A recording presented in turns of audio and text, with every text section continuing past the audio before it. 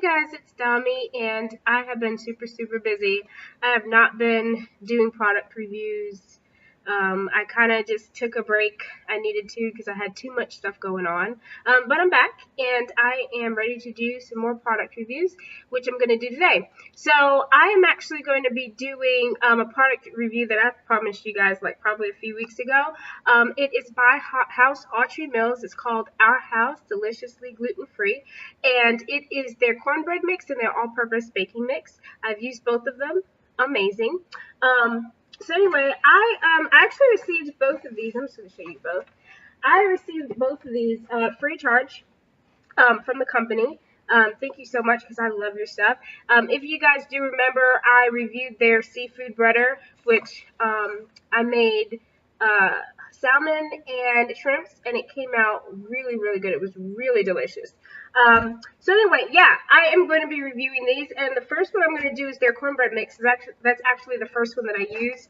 I love cornbread. I'm a big cornbread fan. I actually usually make cornbread from scratch, so I haven't had Jiffy since I was like a kid, and I mean I've tried other brands, but it's been years.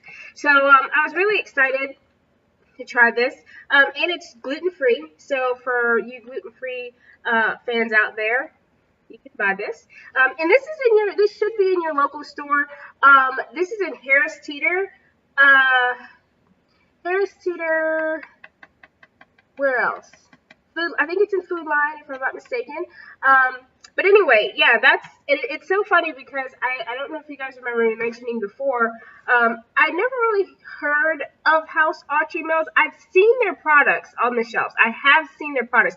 I haven't seen these, but I did see their, I have browsed and seen the seafood breader and everything, but it just didn't really cross my mind because I really don't use those type of products until now.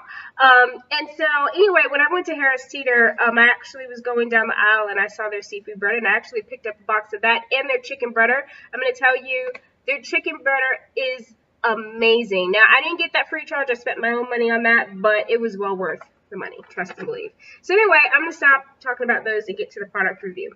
So anyway, like I said, I'm going to be reviewing their cornbread mix. So anyway, all you need for this is a box of this, which I didn't use the whole box. I only used a half. I didn't want to make that many. And I'm one of those people that when I get something like this, I don't like making the entire box because sometimes their recipe and their directions, it doesn't really come out the way you prefer. So I kind of like to make it their way the first time and then, you know, maybe add something or take something away the next time to, you know, according to my taste. So anyway, one box of this mix, and then 1.5 cups of milk, any type, 2/3 cups of oil. I would highly recommend canola oil, and 3 large eggs, or for those of you guys who want to substitute eggs, you can use 1 cup of applesauce. So it makes 20 squares. That's a lot of squares because I'm going to tell you, I made half of this, and I used my muffin pan. It definitely made huge muffins, okay? It made just a half of this made huge muffins, and it's just, you know, me and my husband, so there's really no reason to make all of that because then it would go to waste. So what did I think about it? I think it was actually amazing, but I'm going to tell you why I think it was amazing. So the first thing that I realized was that the ingredients did not call for sugar. I like my cornbread sweet. Some people like salty cornbread. Some people like cornbread that just doesn't really have a taste. I mean, maybe to them it tastes good, but it doesn't taste good to me. So I knew right away that I wasn't going to be a fan unless I added some sugar. So I actually added sugar to it. How much sugar? I can't tell you because I just know what I like. So I just added to my taste. So I added sugar. I didn't add too much though. So then,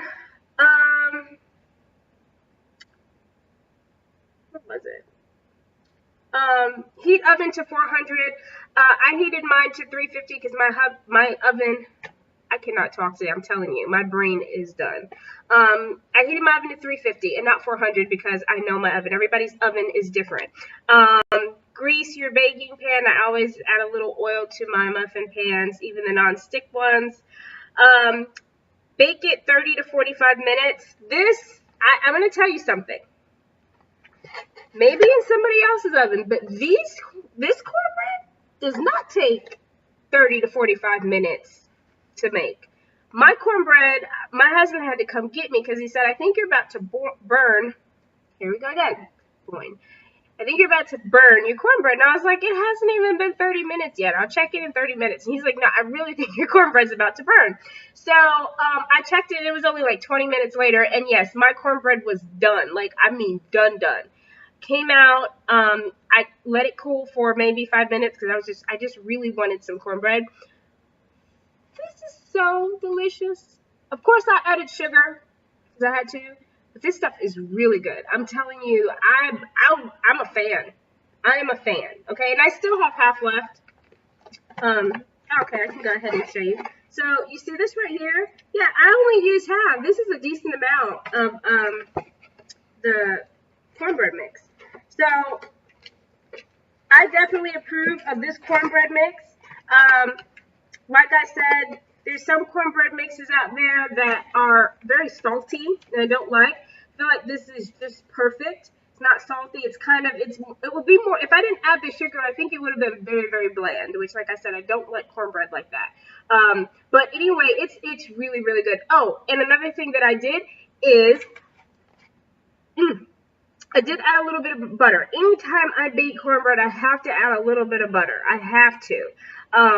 And, you know, it was delicious. I absolutely loved it. Absolutely loved it. So do I love this? Yes, I do. Like I said, I'm not a Jiffy fan. I'm really not a Jiffy fan. Once you get away from Jiffy and eat the real thing, when you go back to Jiffy, you're like, I don't know what this is, but it is not for me. So I approve of the cornbread mix. It is delicious. Now, all-purpose baking mix. Okay. Again, I used only half. Okay. This seems like a lot. Okay. It seems like a lot. But I really did only use half. And it was a lot in here. So, anyway, and I have little rubber bands just to close it up. But I was not as much of a fan of this as I was the cornbread. Now, this is actually decent. It is a decent baking mix, but I just wasn't a fan. I think when I make it the next time, I'm going to alter the recipe. I didn't really alter it as much. So anyway, for the ingredients, you use 1.5 cups of the baking mix. And honestly, about 3 cups is about half. So no, I didn't use half of it. I actually did just the 1.5. But yeah, if you use 3 cups, it'll be half of the box. So like, anyway, so yeah, I use like 1/4 of the mix. 1 teaspoon of sugar, 1 teaspoon of salt, 4 tablespoons of vegetable shortening, 3/4 cup of milk, any type, 1 large egg or 1/3 cup of applesauce, and 2 tablespoons of vegetable oil. And the recipe makes 6 biscuits. Now, to be honest with you, I'm not a fan of putting vegetable shortening in my biscuits, but I did. I wanted to follow the recipe. Maybe that's what it is. I don't know, because I think maybe if I get biscuits at a restaurant where they use vegetable shortening, maybe it's because, you know, they just bake better than me or they know what they're doing, and it tastes really good. But anytime I make anything with vegetable shortening, it just tastes disgusting. So anyway, you know, you mix all the stuff up. It was so funny because when I told my husband I was making this, he was so excited, and then he got kind of anxious because he was like, why are we waiting so long for these biscuits? Cover after you mix everything together. You cover the bowl with a plastic wrap and let rest at room temperature for 30 minutes.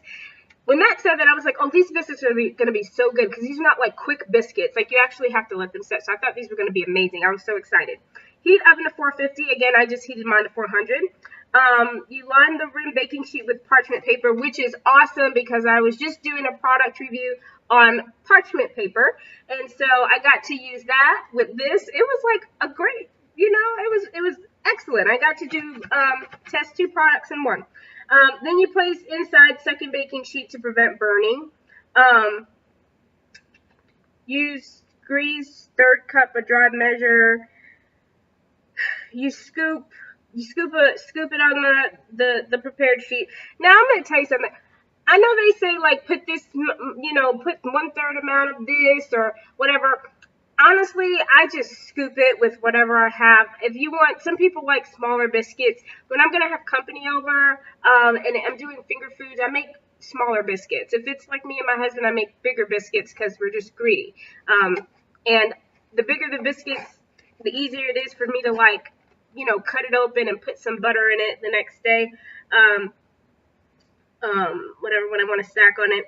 Anyway, so then you bake until golden and crisp, about 15 minutes. So you don't let it bake that long, and it's awesome. Then you transfer to sheet of wire rack and cool for 5 to 10 minutes. So to be honest with you, they were okay, but they weren't the best biscuits that I've had. And like I said, it may just be because of the shortening. It really might just be because of the shortening. And if it is, I will do an update. I'm not gonna do another video. I'll just, edit the comment section and let you know how it came out. Because I think I might make these this weekend. I already know what the cornbread tastes like. I think I want to play around with these.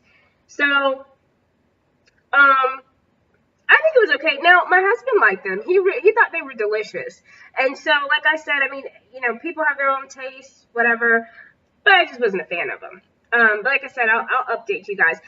One thing I do have to say that I love when I buy boxes of stuff and they have recipes inside of it or on the back. A lot of times they're recipes that I would never in my life make because they look nasty and sound nasty. But these actually sound really good. So on my cornbread mix, the back of it, gluten-free corn pudding casserole.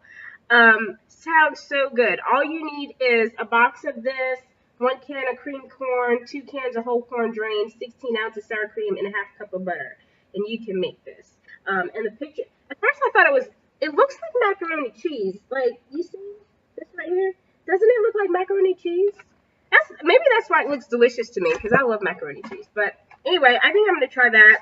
And then the biscuits on the back, they have, which I want to try this, gluten-free breakfast casserole.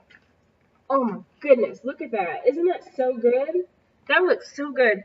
And you need 1 cup of this, a pound of breakfast sausage, 1 cup shredded mozzarella, 1 cup shredded cheddar, one cup of chopped bell pepper, 16-ounce can of mushrooms, 2 cups milk, 4 large eggs. What I love about this is that you can substitute stuff and make it yourself, because I don't eat sausages. I don't eat mushrooms. So I would probably like swipe that out and probably maybe use like country ham, like bits and pieces of country ham. And I don't like mushrooms at all, so I would take that out completely. But yeah, this actually, I think I'm going to make this weekend. I might make some biscuits, and then, without the shortening, and then I think I'm going to make the casserole. That sounds so good. I would love that. So, now, the last thing I'm going to do that I did my review, told you guys about this, is do the ingredients, because what do people care about these days? Ingredients. So, for the cornbread mix, the ingredients is stone ground whole grain yellow cornmeal, rice flour, tapioca starch, cane sugar, baking powder, salt, xanthan gum. Okay, that's for the cornbread mix. As you can see, it doesn't have like a lot of stuff like these other products. And then for the all-purpose baking mix, it's rice flour, long grain brown rice flour, sorghum flour, baking powder, tapioca starch, and xanthan gum. So that is all that's in their products. And I could actually pronounce the products. So, but anyway, so yeah, that's my review. Like I said, not much to it, but Cornbread, really awesome. Just add some sugar if you're somebody who likes your cornbread a little sweeter. If you like it saltier, these are not salty, so you'll want to add more salt. And the all-purpose baking mix, if you like biscuits with shortening, this is for you. Or if you're somebody that knows how to make biscuits the right way with shortening, there's something that I'm not doing right. Because they always taste like shortening when I eat them. And then it just had a weird aftertaste, so I'm not sure. But, anyway, and like I said, these are by House Autry Mills. It's just that their baking mix brand, or their baking brand, I guess, or their baking line, I should say, whatever is called our house. But they are both by House Autry Mills, which is a North Carolina company, founded in North Carolina. So, but anyway, so that's my review. Thank you guys for watching, and stay tuned because there will be more videos coming since I'm so behind in my product reviews and I have lots to do. So anyway, yeah, if you guys have any questions about these, feel free to ask me. Like I said, I know they're in your local Harris Teeter food line, and they are in other stores. They should be, you can just go to their website, House Autry Mills, and they should have a list of stores that they're in. I think you can find out if they're in a store closest to you, and you can also buy them on Amazon. I mean, they're on Amazon, so you can go ahead and order them if you want. But anyway, I'm going to let you guys go, and I'll see you guys later. Bye.